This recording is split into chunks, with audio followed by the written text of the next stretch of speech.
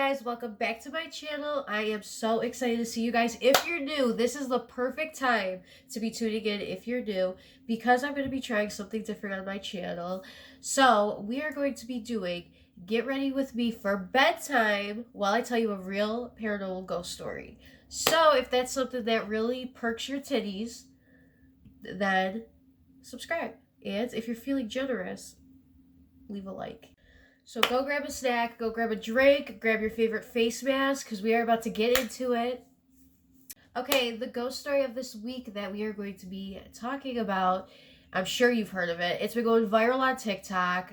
It is the true story of Hobo House. Hobo Hill House? Hobo House on a Hill? Hobo Hill House. Okay, so our story takes place in Jefferson City, Missouri. We have a family of 4, a wife, a husband, and 2 beautiful little kids, a boy and a girl. Sounds like the perfect family, right? Right. So they were on Zillow one day looking for a home to spend the rest of their lives in, to make memories, to raise their children in. They come across this beautiful old house that was built in 1910, 5,000 square feet, and $70,000. Sounds like the deal of a lifetime. Now they're thinking, this is too good to be true. So they go and see it, and the place is completely gutted. I mean, it is stripped down to the bones. And they think that, we could really turn this house into anything that we want, like our dream home. So they end up buying it, and they start the renovations right away. And the renovations, it turns into a family affair. They had the grandpa helping, the mom of the wife. Everybody was helping renovate this home and turning it into their dream home. As they toured the house, got to know it, they noticed that the basement was nothing but dirt floors and these weird cages. And also, there was spray painted demonic symbols and 666 spray painted on some of the doors. Weird. But the husband and wife, who are actually both named Aaron, they are skeptics. They don't believe in any of that stuff, paranormal and ghosts. They don't believe any of it. So they just brush it off. Must be the neighborhood kids. No big deal. But what really got the attention of the wife is that their dog really hated going inside the house. He would shake, stare at the stairs. He would also be looking and staring and barking at things that weren't there. He would also pee on the floor, which he's never done before. He was potty trained. And they just found it really, really odd. So, to them, they thought, because prior to them moving into this house, they had another dog that passed away. So they're just thinking, okay, he really misses the other dog. They grew up together. They were best friends. This new transition is hard for him. So the wife goes to Facebook and asks anybody for advice or help on what to do. When she goes back to Facebook to check the comments, she couldn't believe how many people were saying that the house might be haunted, because everyone knows animals can sense those energies before anything else. And, them being skeptics, they brushed that off too. During this story, there are many, many clues and red flags that they ignored because they were skeptics. After news went around the, town, the city, that, Hobo Hill House was bought, they had strangers often come up to them on the streets when they were walking their dog and telling them their experience, their haunted ghost stories of them being in that house, or, stories they heard of friends being in that house. And they thought it was really strange and uncomfortable. But then again, they were skeptics and they brushed it off again. Then the electrical problems started. All the signs are there that this place is haunted.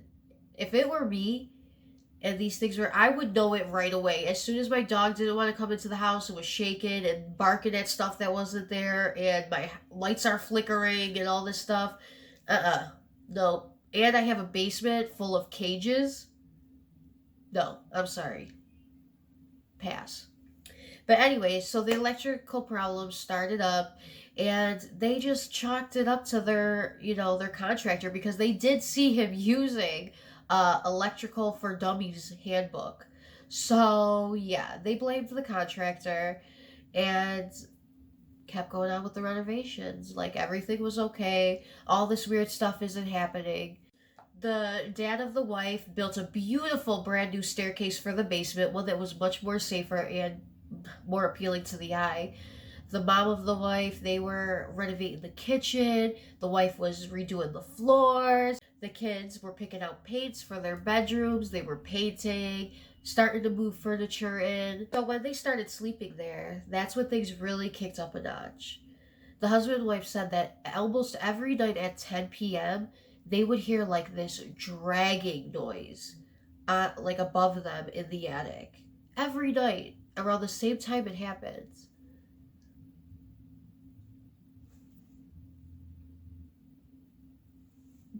I have a crawl space literally right next to me, and I'm scared.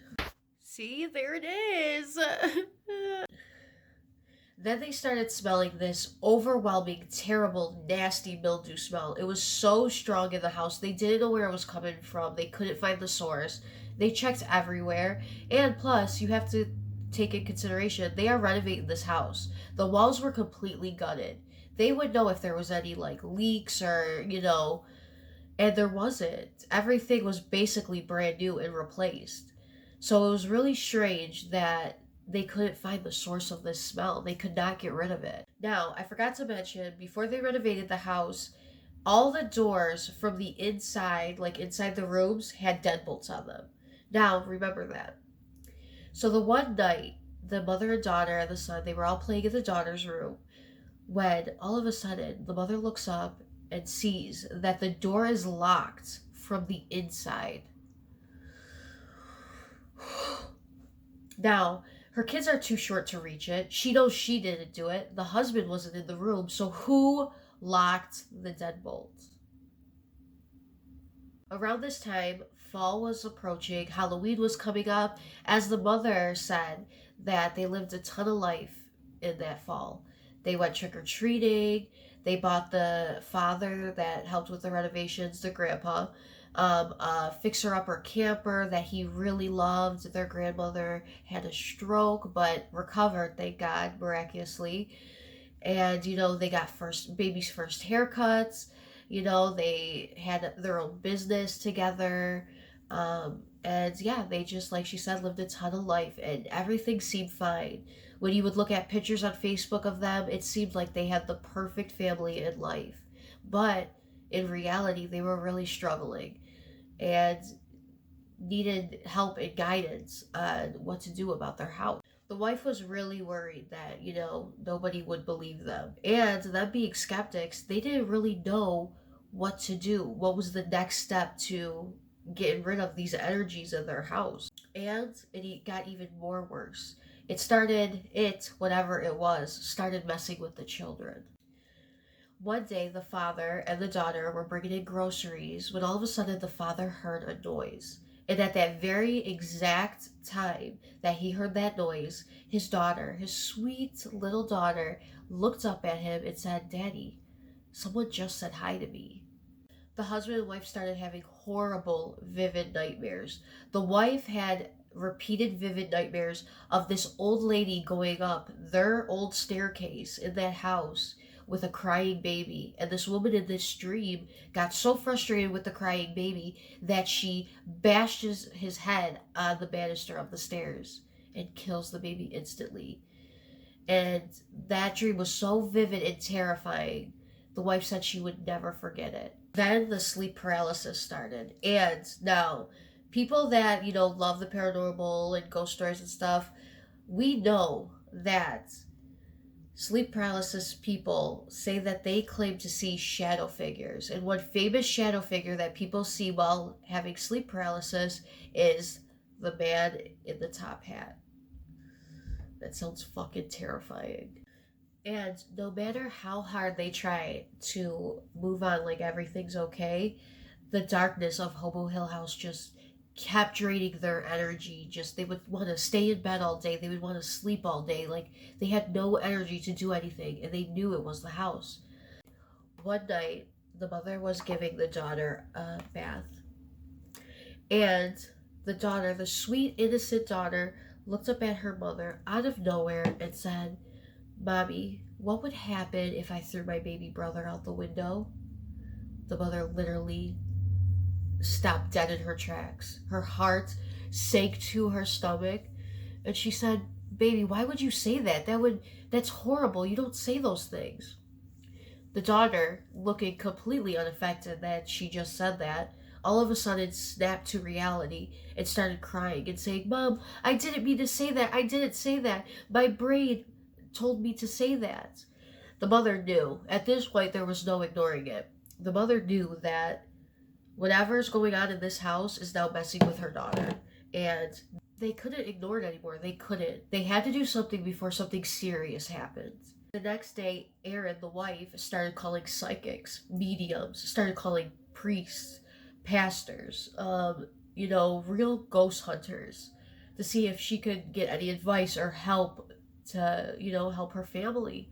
The priests and pastors gave her holy water, told her that she's welcome to get as much holy water and sprinkle around the house as she needed, and she did. She got holy water, sprinkled it all over the house. She saged, and all of this led her to meeting a medium named Maya.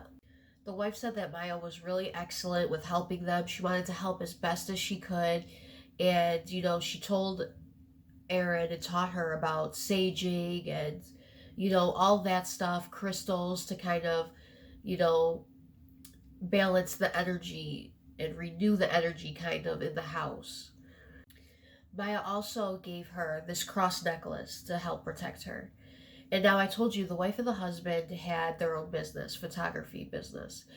So the one day she was taking shots of this client in her home, and they were doing sexy boudoir um, photo shoot, which is like when women or men dress up in sexy lingerie and take sexy photos in their bedroom. And she was doing that on the infamous stairs at Hobo Hill House, and all of a sudden her necklace was gone, and she didn't go anywhere but around the stairs. So she's searching, people are helping her trying to find this necklace, and they could not find it anywhere. Cut to her daughter getting home from school that day, and she found the necklace instantly, just laying on the stairs, where they searched for a good hour. And the wife thought that was really, really strange. So she told Maya the medium about what happened with the necklace, and Maya came over immediately to kind of feel out the energies, feel out what's going on in the house, and maybe provide a solution for this family. Jefferson City is known for their paranormal ghost history, and when Maya was on her way to Hobo Hill House, she said that every window she passed on her way there was a spirit looking out it. Something about that creeps me out. But anyways, so she gets there, she feels energies right away. She tells Erin, the wife, that there's portals in the closet and that there's one male energy that they named Daryl that was messing with all the electrical and the water and all that stuff. And then there was another energy that she sensed in the upstairs of the house that was the one that was messing with her daughter and telling her daughter to do and say these strange things. When they got to the basement, that was a different story. The medium said that there was hundreds, she sensed hundreds of souls and energies down there that, they must have been tortured or imprisoned. And with the cages down there, that I believe that 100% that somebody was tortured or, kept there.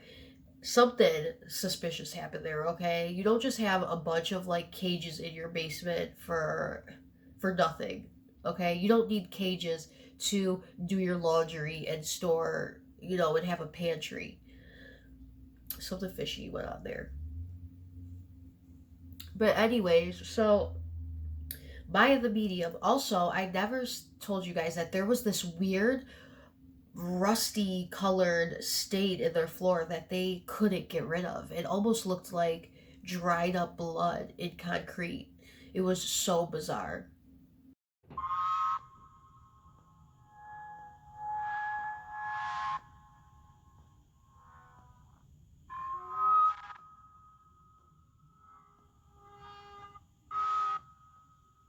Portals in this house?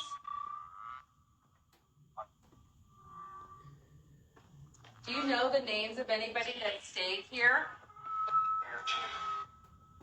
Beard? Yes, that was the last name of the people that used to own this house, Beardrum. Yeah, ask them the name of some people.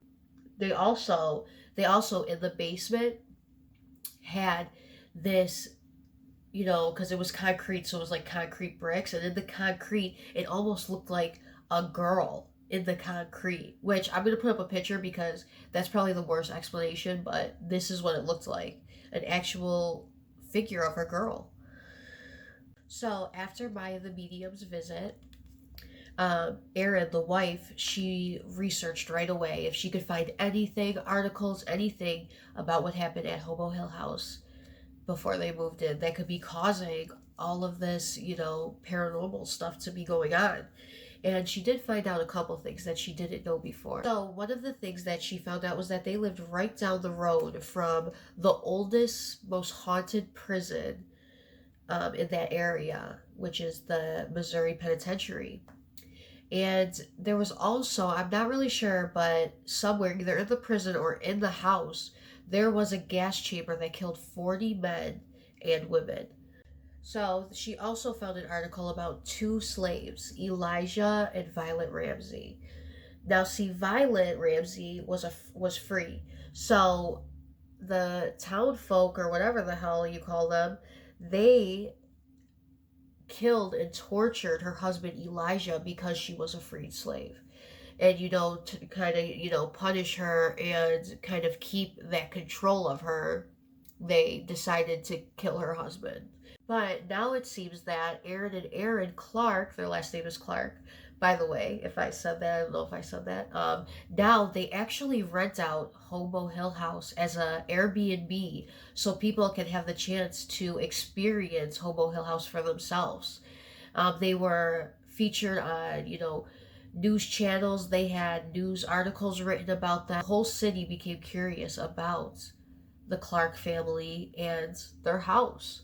And now that the wife did a series on TikTok explaining her and her family's experiences, now the whole world is curious, and people are wanting to stay there. And so yeah, I mean, that's a pretty smart move on their part, turning that into Airbnb, because there's so many people out there that, love chasing ghosts and wanting to experience the paranormal. And yeah, they're probably making a lot of money doing that. So good for them. I always love, a story where the main characters win at the end. But yeah, that is the story of Hobo Hill House and the Clark family. I hope you guys enjoyed this video. I'm going to be posting a lot more. And yeah, if you liked it, make sure you subscribe, leave a like, and a comment. And I will see you guys in the next video. Love you guys. Good night.